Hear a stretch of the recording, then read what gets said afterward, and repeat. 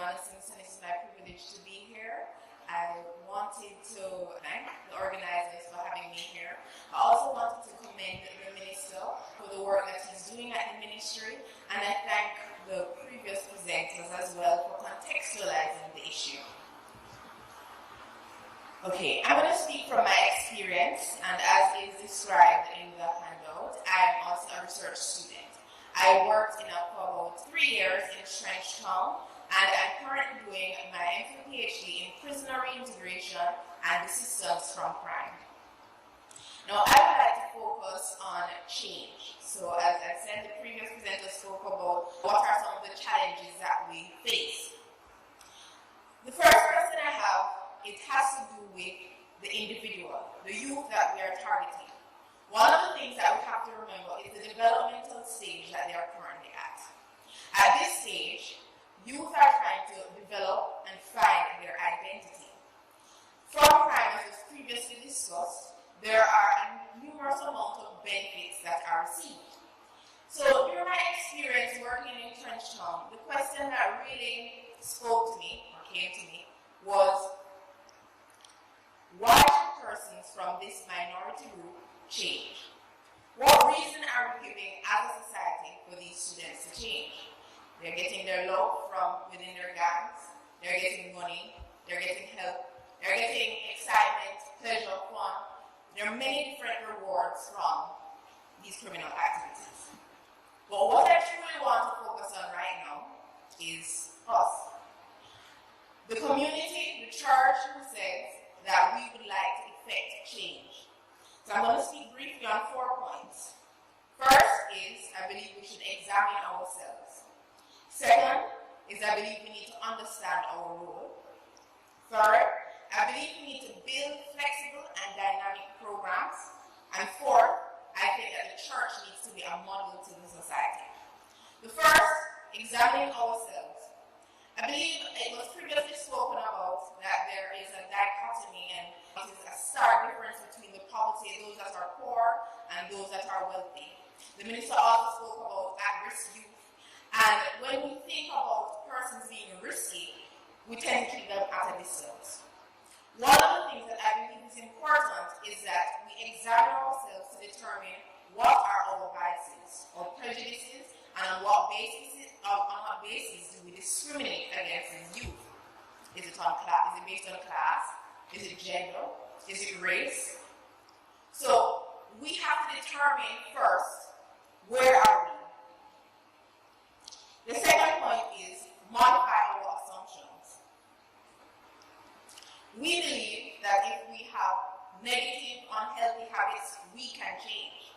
Do we also believe that about these youth that we are targeting? So if you don't, that is something that we have to reflect on and recognize that we have to change this assumption before we approach this issue of dealing with crime and dealing with risky behavior in our youth. The second thing is to understand our role. Primarily, as was spoken before, God is love. And God has called us to represent love to the nations. And the gospel is love. And the way that Jesus approached people was by meeting their needs. The main tool, I believe, for transformation, and this is also what research, I believe, has said and what has stood out for me as I read, the main tool for transformation are people, individuals, invested people, and it comes at a cost. I remember being at a previous presentation and one of the persons who were in the session, they said, we know the answers to crime, but are we willing to pay the price? So, we need to also reduce social distance. There's physical distance, we have the inner city communities, we have uptown communities. We can reduce the social distance by going into the communities, which is what I believe this conference is about.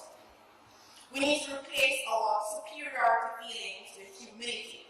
There's a way in which, when we seek to deal with social problems, we're going with an air of we're an expert who come to save the world. We need to recognize the sameness of each other. That we're all human beings. God has called us to think of each other as brothers and sisters. We need to replace pity with empathy, recognizing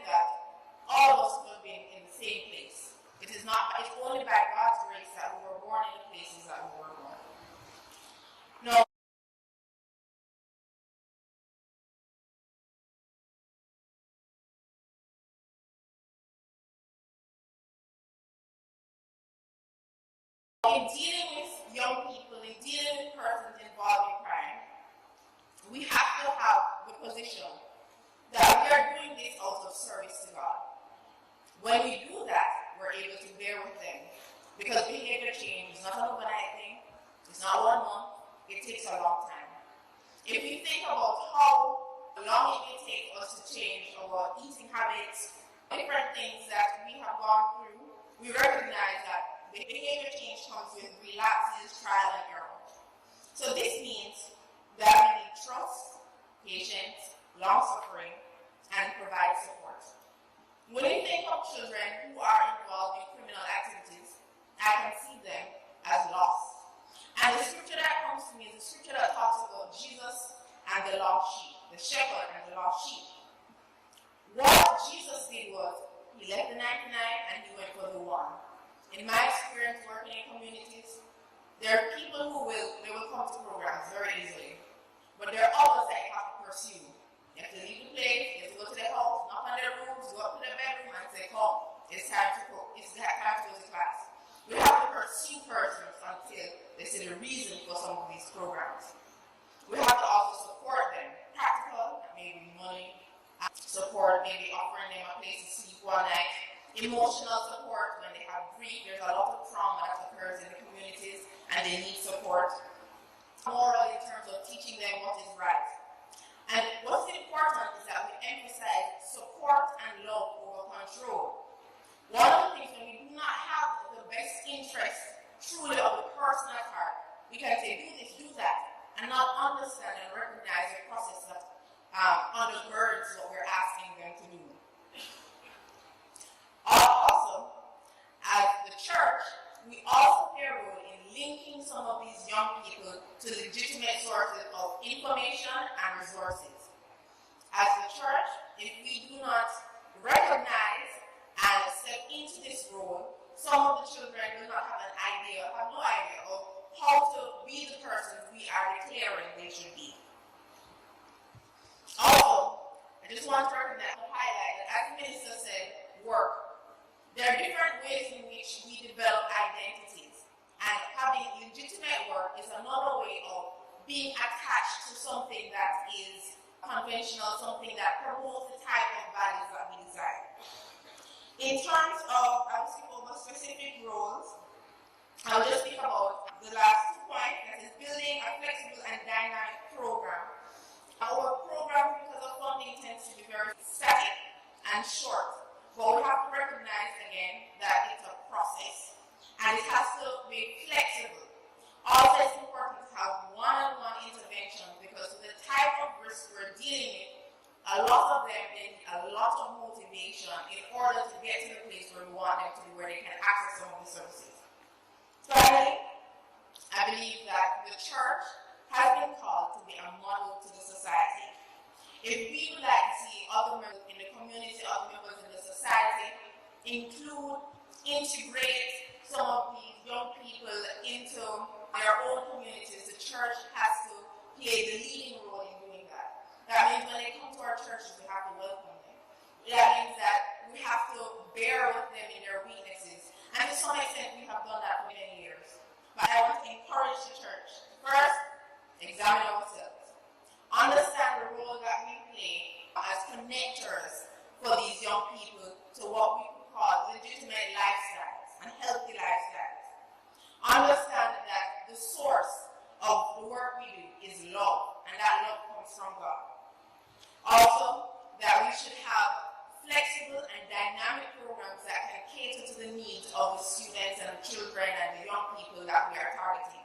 And finally, that the church should remember and recognize that they are models to society, they are a beacon of light, and they must pave the way for social change. Thank you.